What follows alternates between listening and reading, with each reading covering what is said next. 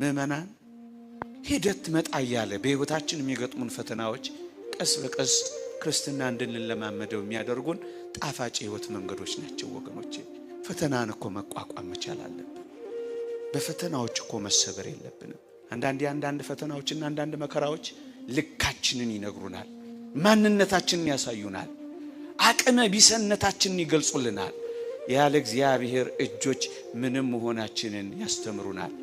እኛም በህይወታችን ከጸጥታው ይልቅ ሁከት ከገጠመን፣ ከድሎቱ ይልቅ ማጣት ከገጠመን፣ ከማግኘቱ ይልቅ መጉደል ከገጠመን ወገኖቼ እመኑኝ እግዚአብሔር እኛን በዛ ውስጥ የመራን አንዳች የተሻለ ጥልቅ ጥቅም ቢኖረው ነው የወሰደን ብለን ነው የምናስበው። የተሻለ ባይሆን እንዴት ይመራናል? ችግራችን ገና በቀደም ተወግዶ ሌላ ችግር ሲመጣ እንደገና እንጠረጥረዋለን። ከትላንት ያሳለፈን እግዚአብሔር ለዛሬም የማይታመን ይመስለን እንጠረጥረዋለን። እግዚአብሔርን በችግራችንና በመከራችን ልክ መገመት እንፈልጋለን። ላንተ የሚያቀት የለም ከማለት ይልቅ በፍርሃት እንናጣለን። ለዚህ ነው ረስታችሁት ነው የሚላቸው አይመስልም። ረስተኸው ነው ስራ ሳይኖር ስንት ዘመን ያኖረ፣ በምን እኖራለሁ ስትል ያኖረ፣ ምን ይውጠኛል ስትል ያስጠጋ፣ እንዴት እጽናናለሁ ስትል ያበረታ፣ እንዴት አልፈዋለሁ ስትል ሊያሳልፍ የመጣውን አሳልፎ ያሳየ። ታዲያ ረስተኸው ነው እግዚአብሔር